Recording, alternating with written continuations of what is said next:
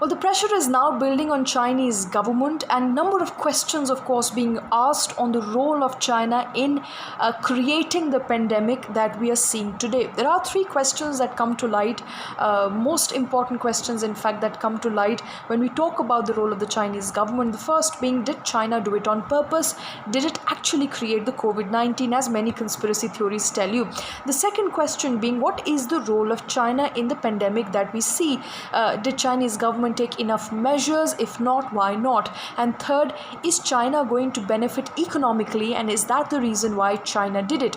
Well, to take your questions one after the other, the first question being whether China created this particular virus, the novel coronavirus, in a lab or not. There is no evidence to prove so far that Chinese government did it on purpose. However, there is now an official inquiry that has been ordered by the President of the United States to look into the role of Chinese government, and more importantly, possibility that this particular novel coronavirus was actually invented in a lab or was spilled out of a lab in Wuhan region, the epicenter of the pandemic.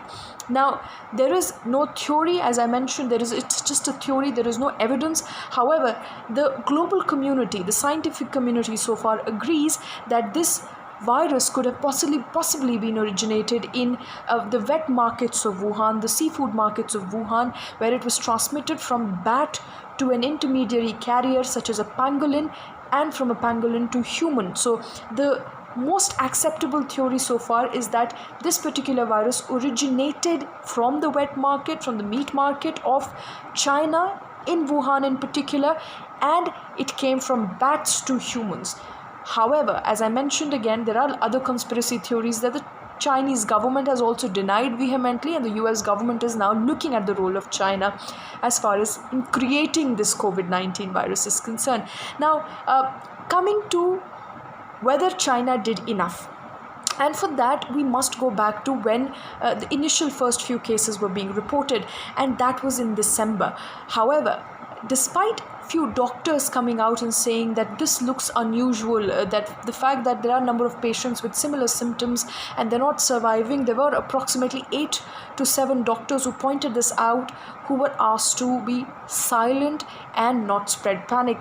This doctor in particular, as you can see on your screens right now, is a man who first alerted the world to a possibility of a pandemic, and he said that this is not normal flu.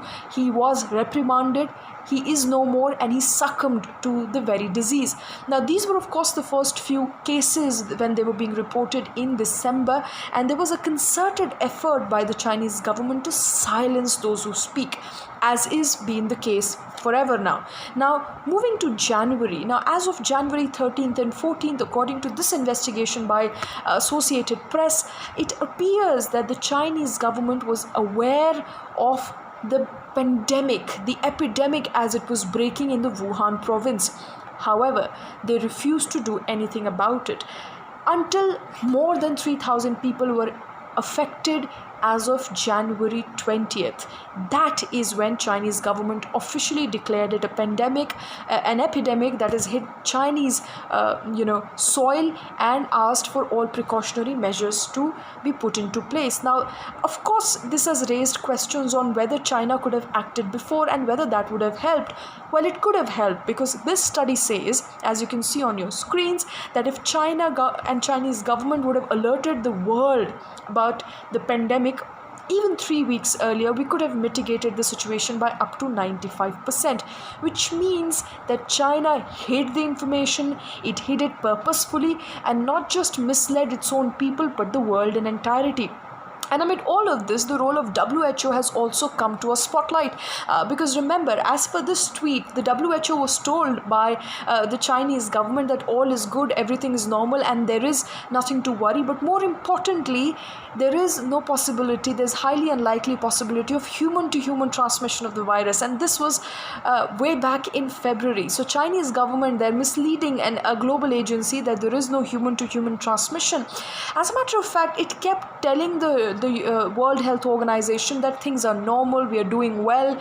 And the World Health Organization director, he is also now under increased scrutiny for believing the Chinese government and believing the Chinese word for it without actually conducting thorough investigation. As a matter of fact, the WHO director went on record to say that the measures that were being taken initially way back in January by various neighboring countries of closing the borders were very harsh, and there was no need for it, and there was no need for a travel ban. So instead of warning, as is the case and as is the job of WHO, of an eminent problem, the WHO director went on to suggest that things are just normal, they're hunky-dory, and there is no need to panic, there is no need to impose restrictions on China, and any such measure will be seen as a very harsh measure. So there is now a belief that not just Chinese government, which has a history of hiding information, but also the WHO did not act on time, and that resulted in a global failure and the pandemic as we see it today. Coming lastly to whether Chinese government will benefit from it, and a lot of you have been saying that the Chinese people are of course benefiting because there are large consignments of PPEs, of testing kits that are coming from China. Well, this is a very minuscule percentage of what Chinese government will benefit out of it. Remember, Chinese economy is now shrinking due to the extended lockdown that China has also witnessed, the Chinese government has also enforced. However, after this pandemic is over, there is going to be a new world order where the focus will not remain on the Western countries such as the UK, US and Europe, but it's likely to shift to East, which is China.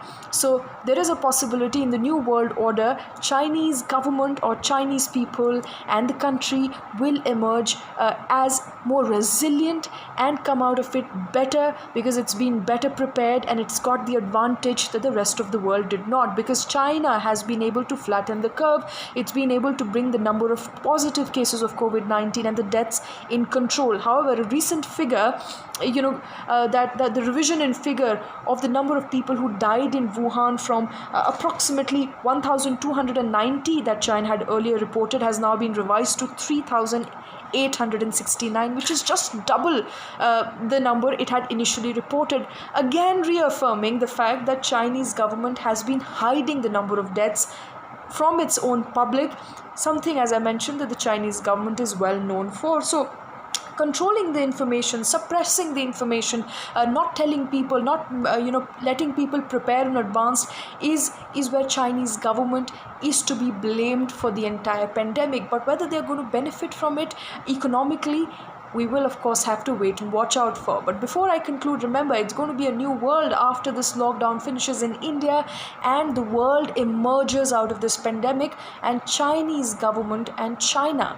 will have a lot to answer, according to the foreign minister of the United Kingdom.